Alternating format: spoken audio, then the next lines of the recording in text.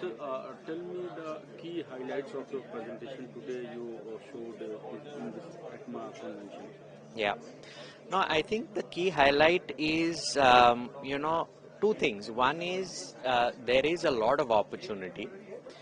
And the second thing is there is a lot of trade flow disruption that is happening in the world, which is also creating opportunity for us.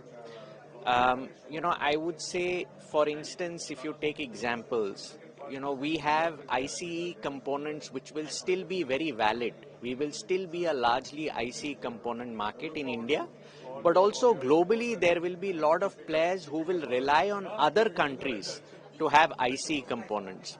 And I think India can be a very large part of that play. Almost 20 to 30 billion dollars of incremental revenue in the next 4 or 5 years can come through that. Second thing is there is also a large electrification wave that is happening, both domestically and globally. And again, there India can play a very large part on the component side. If you look at US and EU, it can be 30 to 60% electrified on the passenger car side by the year 2030. If you look at even India, we are growing at 35% CAGR on the back of two-wheelers, three-wheelers, small commercial vehicles.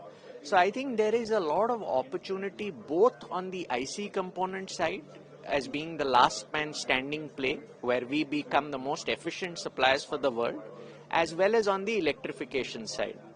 And like I said earlier, there will be $12 trillion of global trade flows that will shift. And auto component is one of the biggest sectors. 30% of the auto components will see a trade flow shift. And India will be a core part of that, which will also create that opportunity. Sir, how the rare earth shortage, rare earth magnet shortage is going to impact the industry? Yeah. No, it is a real challenge. It is also a challenge in the short term. There are a lot of initiatives that are on, whether it's resolving temporarily with China, whether it is trying to figure out alternatives which can be done without rare earths. So, instead of using a PM-SM motor, can you use an electrically excited synchronous motor? So there are a lot of things that the government is trying, that the industry is trying. There is also recycling that can be done to resolve that. So I think there will be resolutions, which are in the pipe, which should happen. Sir, my last question is how US tariff and carbon taxes could impact our export, auto components export? Yeah. So look, obviously, if you look at our component export today, almost 50% of that export is to the US and EU. That said, what is happening is on the US side, there is a possibility if these tariffs are not resolved, that, the OEMs that are there in the US shift over time, because you cannot shift components immediately, but shift over time. Although our hope is that the tariffs will get resolved. On the EU side, if you look more at the carbon tax side of things, I think it will require us to become more and more compliant, in the absence of which it will erode profitability for the Indian component manufacturers. For example, if you look at green steel or cost of green steel, that could be 10 to 20% more expensive.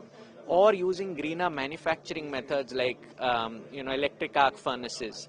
So there will be a cost to that which could erode profitability unless we're able to either incorporate them or further reduce our cost. My last question is how do you see the engagement between the Trump and our Prime Minister Modi recent days, where Trump has said that India is our good trade partner, Modi is my dear friend, and we are resuming our bilateral trade agreements and negotiation? I don't have any more information on this than anybody else. I don't have any inside information. My only hope is that, the two sides will be able to resolve and we will get to a better outcome than where we are today. Thank you, sir. Thank you.